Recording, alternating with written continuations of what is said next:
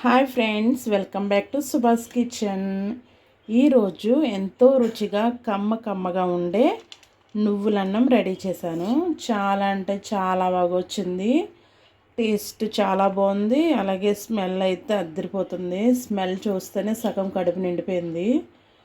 చూడండి, ఎంతో టేస్టీగా ఉండే నువ్వులన్నం, అలాగే నువ్వుల పొడి.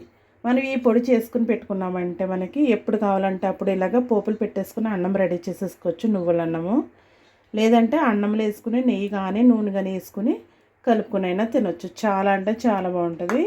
ఒకసారి చేసుకున్నామంటే ఒక 10 రోజులకి చేసేసుకున్నామంటే చాలా బాగుంటుంది. చూసారు కదా, ఎంతో టేస్టీగా కమ్మగా ఉండే నువ్వులన్నం. మరి ఇప్పుడు ఎలా చేయాలో తెలుసుకుందామా? ఒకసారి ప్రాసెస్ అనేది చూసేద్దాం. ఓకేనా? ఫస్ట్ నేను ప్యాన్ పెట్టేసుకున్నాను. ఫస్ట్ మనం నువ్వుల అన్నం కోసం నువ్వుల పొడి అయితే తయారు చేసుకోవాలి. దానికోసం ప్యాన్ పెట్టేసుకుని ఒక 2 స్పూన్స్ పచ్చెనగపప్పు, అలాగే 2 స్పూన్స్ మినపప్పు బాగా వేపుకోవాలి. మనకి స్మెల్ వచ్చేంత వరకు బాగా వేపుకోవాలి. కమ్మని వాసన రావాలి. డ్రైగానే వేపుకోవాలి. ఇందులో ఆయిల్ కానీ ఏం వేయకూడదు. మొత్తం అన్నీ డ్రైగానే వేపుకోవాలి. ఇది కమ్మటి స్మెల్ వచ్చేంత వరకు బాగా వేపుకుందాం. ఇలా వేగుతున్నప్పుడు మధ్యలో 1 స్పూను జీలకర్ర వేసుకోవాలి. 1 స్పూన్ జీలకర్ర వేసుకుని వీటితో పాటు బాగా ఫ్రై చేసుకోవాలి. ఇప్పుడు ఇవి వేగుతుండగానే మనకి ఒక 10 ఎండుమిర్చి వేస్తున్నాను. మీరు కారం తగ్గట్టు వేసుకుంటే సరిపోద్ది. నేను 10 వేస్తున్నాను. ఇవి కూడా బాగా వేపుకుందాము. ఇందులో ఇప్పుడు నేను ఒక 1 స్పూన్ మిరియాలు వేస్తున్నాను. మిరియాలు వేసుకోవాలి. నా దగ్గర మిరియాలు లేక మిరియాల పొడి వేస్తున్నాను. అది కూడా కలిపేసుకుందాము బాగానే. ఇప్పుడు ఇందులో 1 స్పూను ఎండు కొబ్బరి ఉంటే వేసుకోండి. నేను ఎండు కొబ్బరి కూర వేస్తున్నాను.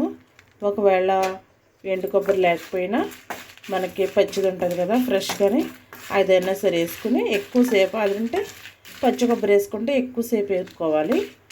ఎండు కొబ్బరి అయితే కొంచెం తక్కువ సమయం పడుతుంది. ఇప్పుడు ఇవన్నీ బాగా రోస్ట్ చేసుకోవాలి.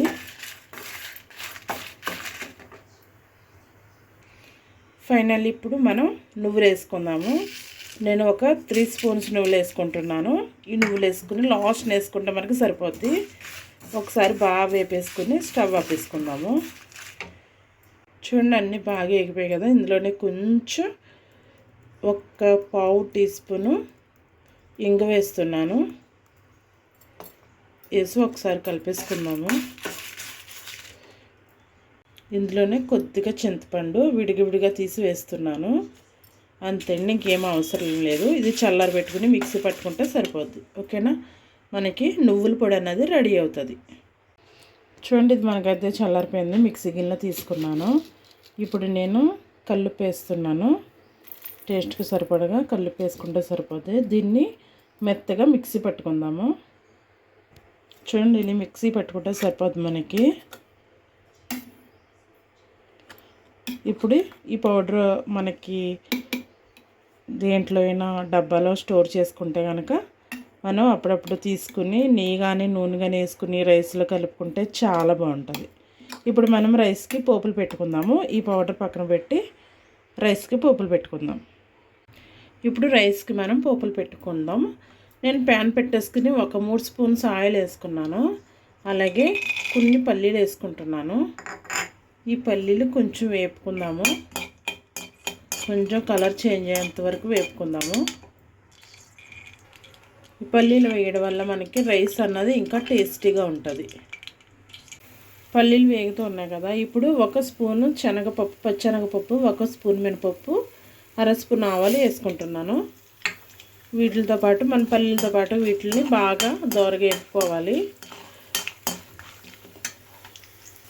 కావాలంటే ఇందులో మీరు కాజు కూడా వేసుకోవచ్చు. జీడిపప్పు వేసుకున్నా బాగుంటుంది. నేను వేయట్లేదు. ఇది మనకు ఒకసారి పొడిని చేసి పెట్టుకున్నామంటే మనకి ఎప్పుడైనా రాత్రి అన్నం మిగిలిపోయినప్పుడు కూడా ఈజీగా మనం ఈ నువ్వుల అన్నం అనేది ఈజీగా చేసుకోవచ్చు. చూడండి, మనకి వేగుతున్నప్పుడు ఒక 3 ఎండుమిర్చి చీల్చుకుని వేసుకుందాము.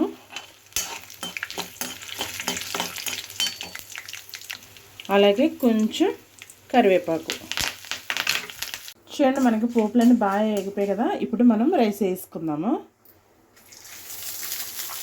రైస్ వేసుకుని బాగా కలిపేసుకుందాము.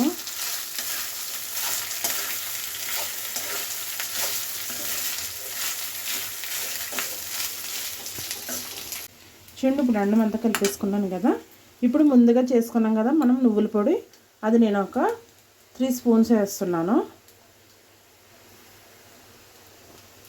3 స్పూన్స్ వేసుకుని కలుపుకుందాము. ఒకవేళ సరిపోకపోతే మళ్ళీ వేసి కలుపుకోవచ్చు. నేను ఇప్పుడు కలిపేసుకుని ఒకవేళ సరిపోకపోతే మళ్ళీ వేసుకుని కలుపుతాను.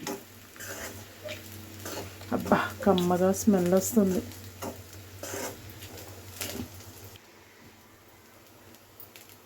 చూడండి నేను వేసుకున్న 3 స్పూన్స్ పౌడర్ కూడా కరెక్ట్గా సరిపోయింది, ఇంక వేసుకోలేదు. చూసారా ఫైనల్లీ మనకి నువ్వులన్నం అనేది రెడీ అయిపోయింది. ఇది పొద్దున్నే పిల్లల లంచ్ బాక్స్లోకి సూపర్గా ఉంటుంది. స్మెల్ అయితే చాలా బాగా వస్తుంది. చూసారా చాలా బాగా వచ్చింది రైస్. ఇప్పుడు మనం స్టవ్ ఆపేసుకుని దించేసుకుందాము. ఈ పౌడర్లు అన్నీ వేసేటప్పుడు కలుపుకునేటప్పుడు మనం స్టవ్ వెలుగుతూనే ఉండాలి, సిమ్లో ఉండి కలుపుకోవాలి. చూడండి ఫ్రెండ్స్ మనకు ఫైనల్లీ నువ్వుల అన్నం రెడీ అయిపోయింది. చూసారు కదా ఎంత బాగా వచ్చిందో, చాలా అంటే చాలా బాగా వచ్చింది.